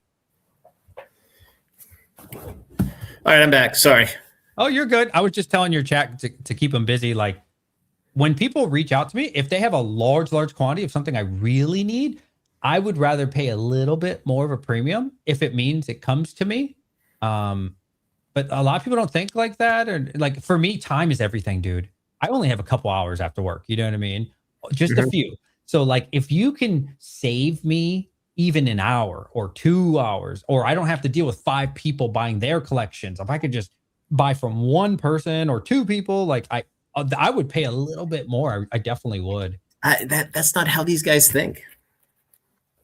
I have a local guy who's really, really good. So if I'm looking for stuff like the prismatic premium figure collections, which I didn't get a whole lot from Distro on, and he's like, yeah, just come pick them up, give me a deal on it. And he's been awesome, but he's the only person that I've met that's not just really flaky like this. Yeah. Sometimes when I kind of stopped meeting up with people, but like last summer before I opened the business or whatever, I was meeting with people and I would give them that same pitch. I'm like, dude, I get it. You want 90% or whatever, sell it to me 85%. I will buy everything you have for the rest of your life. And they're like, I'd rather drive to 15 people. I was like, bro, are you stupid? You would rather waste gas, but more importantly, waste your time seeking full market and get scammed, get potentially robbed, get all these different people. You could just take a small bit more. Nah, full market. All right, dude. All right, go get full market, bro. Good luck. Like, yeah. Yeah. Well, and that gets back to the challenge of rip and ship when you're trying to get supply for that. Like that's the shit that you have to go through, and it's like it's so much time sink. And there's a couple of folks that just mentioned in Discord, you make a deal, you go to meet the guys, and then they flake out, they don't show up, or they renegotiate, and it's bullshit. Yeah. So anyway, all right. What else are you trying to do for your business? Because I have like 10 minutes. My little one's waking up. So. If you have to go, man, do your thing. If you have to go. No. I want to hear your next steps other than just complaining about not getting product. How are you going to solve the problem? How am I going to sell the problem? Solve the problem. How am I solving the problem? Okay, so other than raising prices and then not having the stuff sell, which that was where I cut off your video. Right. So recently, I actually got lucky. I don't want to say what it is or who it is, just because I don't want people to steal my stuff. But I've had a couple people reach out and they're trying to get their spend up, which has been really beneficial for me. To be fair, it's a lot more pricey. So it's not like their distro order, the cheap one. I don't know what that's called, but it's where you can just order it on demand kind of deal. I can't think of the name. Order on demand? That doesn't exist. Like not demand, like it costs a lot of money. It's not the distro pricing. Like what would you call this? They call it something. I don't remember. There's like these programs and other offers. And so I just been buying cases like that just because it gets me quantity. So like, give me an idea price. Okay. So I paid $1,200 for all the Ascended ETBs, which at the time, I mean, this was like 2 weeks ago. At the time, I think that was market. So I had to pay full market, but it got me 10 cases. The UPC pallet I bought, I don't know if that's really a pallet. It came on a pallet for me. It was 20 UPC cases. I paid $147 per UPC. UPC of you talking the Charizards? The Mega Charizard. Yeah. How long ago was that? I paid. That was about a month ago when I paid for that. It took like for a month ago. But that was full market at the time. Yeah. You know what I mean? 147 a UPC. And so I've been doing stuff like that, man, just because like buying these little deals off people. I do the calculation. I'm still going to do it, right? Because they mail them to my door. I don't pay until I've verified 100% that it's authentic and real. And then I pay them usually the same day or next day. But my store now has gotten to the point where, I mean, I'm doing 60, 70,000 a month now, like, or pretty close. And like $2,000-$3,000 deals. Like they're good. They're good. They're not making a difference, right? I put that thing on the store. It's gone in 5 minutes. You know what I mean? So I'm looking for like bigger quantities, and I am paying pretty close to full market, not because I want to, obviously, but it is getting me the quantity I need, and so I'm trying to do more of that. I think that's been a lot more beneficial to me. And then also by the time it ships to me, which usually is like 2 weeks or whatever, it's appreciated. You're up 15%. Yeah, right. It's appreciated to the percentage that I need. Right. And I'm like, okay, like that's obviously not something I want to do long term, but it is at least getting me, okay, I don't sell it in 5 seconds. Yeah. still figuring that out. I'm not gonna lie to you. I'm still figuring out how can I get more. That shit's been stressing me out, man. That shit's been stressing me out. That's something I asked Dan too. Well, why don't you tell me what you're looking for, and I will tell you how much I can sell it to you for. Prismatic. More. Ascended, Twilight. I need Twilight ATBs. You need Twilight ATBs? I need Twilight ATBs. I need unpopular sets. I have a lot of Journey though. I don't need Journey. I have Twilight ETBs. I have Surging ETBs. Surging ETBs are back at $100. You see that? I did not know they went to 100 last week and they were 90. Yeah, they're back at 100 now because I looked at them. I'm like, oh shit, it's about time.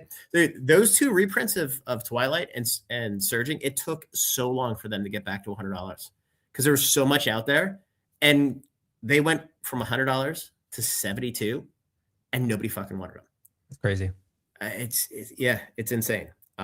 And you know the story you said about waiting for stuff to get there and going up 10%, 15%, 2 weeks.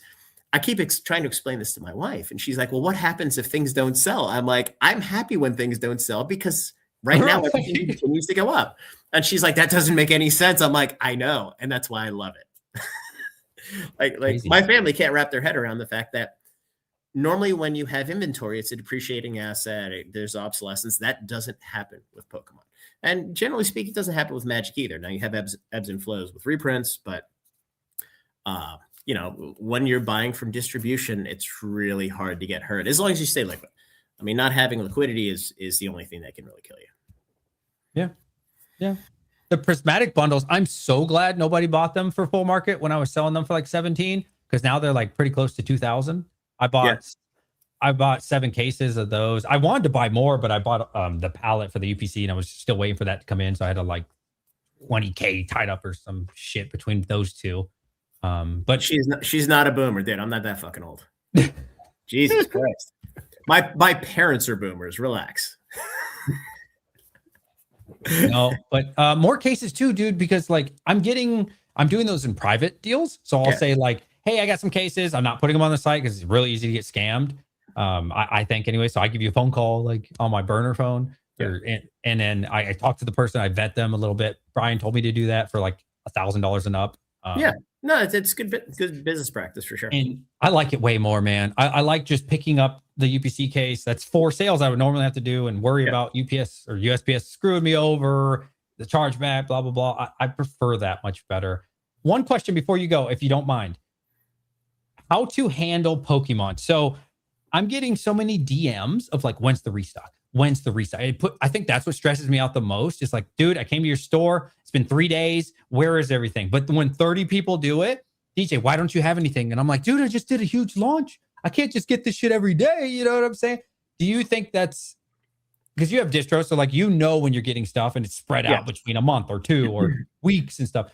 And like, I feel like maybe my expectation is crazy because I'm like, okay, today's a new day. What can I get? Tomorrow's the new, right? And every day I'm like, where's the Pokemon? I need more. Should I just, do a big sale in a week and then maybe another week do a big sale? And yeah, so the way I look at it, I mean, I'll run all the release sales.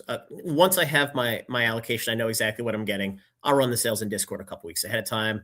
The reason I do that is so folks know what they're getting from me. So if they want more, they have time to shop around, get prices elsewhere, etc.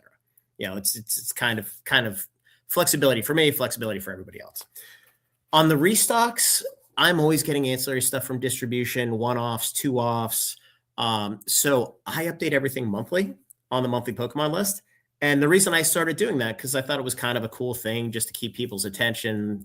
You have stuff out there. It's not a huge discount to market, but I price it the first of the month. And if things go up during the month, like these Gengar battle decks, they went from 150 to 250 and I got blown out in like 2 days, which is fine.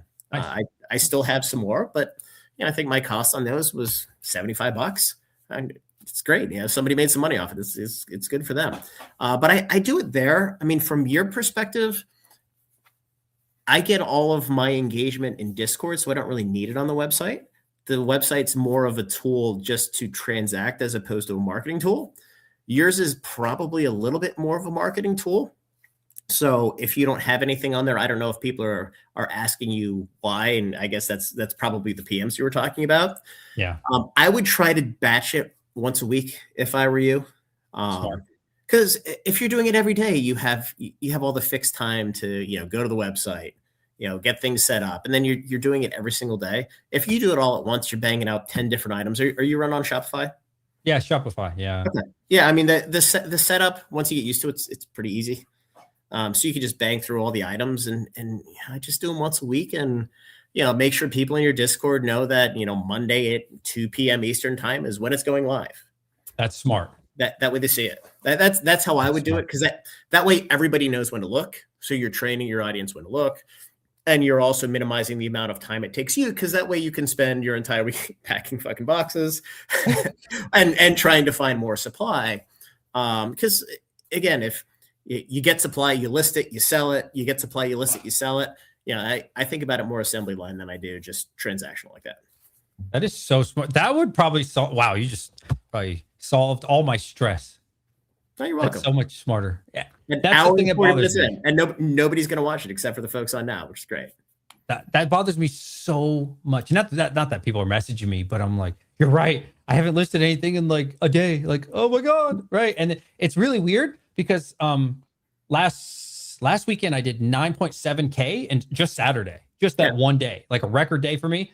And then Sunday was like 3K in sales. It's not bad. And then it was dead for like 3 days because I sold everything. And I was like panicking. I'm like, oh, what am I doing wrong? And like, I don't have anything left to sell, And so I'm going in these massive, weekends, and then like dead for like 3 days. And then wow, and these waves. And I'm like, man, how can I fill in those gaps? Yeah, but that's smarter. Like once a week, here you go. Yeah, I wouldn't stress too much over having to keep like your website stocked for like the weekend. It's just not worth stressing out over.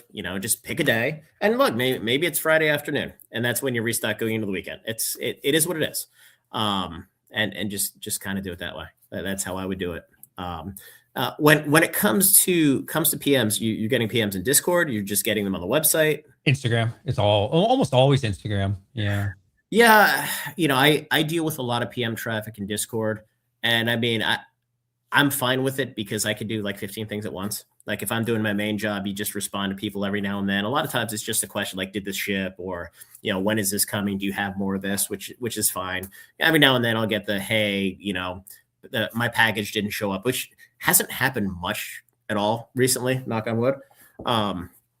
But it's a time commitment, right? And that's part of the marketing, part of the engagement that you really don't need the website for. So, if I'm you, I probably manage all my communication through Instagram, since you obviously have a bigger account there, Discord. Now, I don't do a whole lot of marketing, and this is the one thing this is a little head scratching. And you and I talked about Brian Pokini. Yeah, he has a nice business.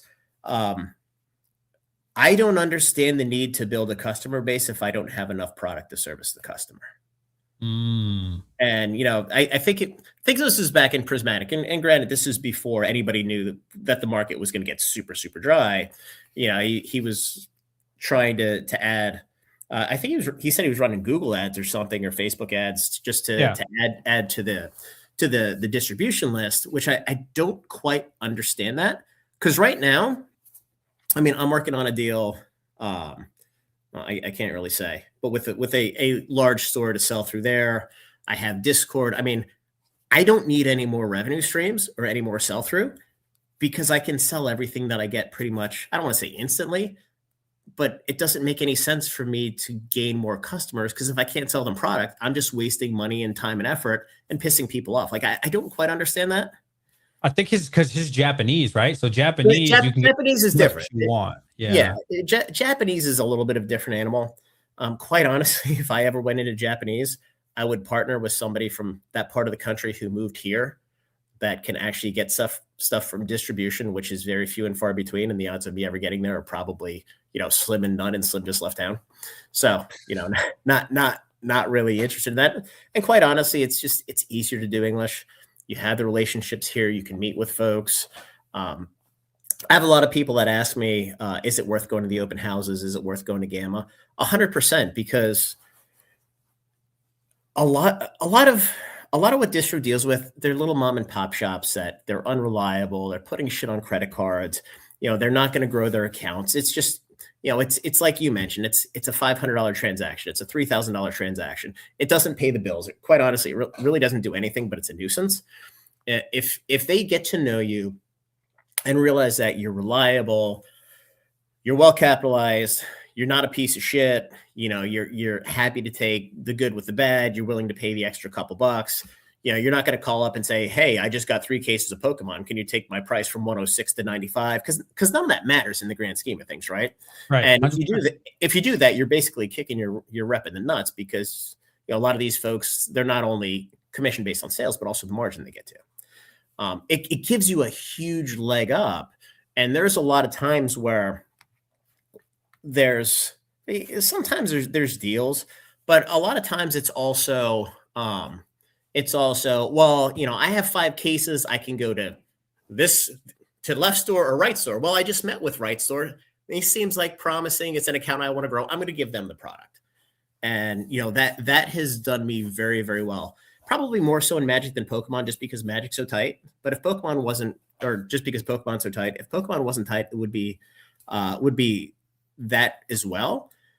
But I mean, I started Magic. Tarkir started pushing it. Didn't do a whole lot before then. And my Strixhaven order from Distro is going to be up $400,000, and it's all sold. Yeah. Levels to this shit, man. Well, I mean, it's having your rep have confidence that if they get you stuff, you're going to take it, whether you tell them to or not. And then their boss and their boss's boss also have to have that level of just being comfortable with you, where, you know, again, you're not a piece of shit. You're not going to fuck them over. You know, they may ask you to take something you don't want. You know, like I said, we bought a couple Destin boxes we paid over $600 for when the market was $525. I sold them for $500, lost $100 each. It's fine. It's the way the game works. That makes sense. Play the game. So yeah. So I got to roll. My youngest is probably up there crying and like, where the fuck's my dad at? Thanks for having me on, bro. I appreciate it. Yeah, no, this is good. Appreciate you jumping on so quick. We got this done. I know you've been talking about it for a little bit. I've been thinking about it for a little bit, even though I haven't mentioned. So everybody check out DJsPokeCenter on YouTube. Join his Discord as well. Ours as well, obviously. This is better. Not in it. Look, this is an ongoing fluid process of growing and building and figuring things out as we go. And it's never going to change, because the games all change. The market changes and the world we live in changes. So cool. Anyway, it is what it is. Hi guys. Thank you. Thank you, chat. Bye. Later, guys.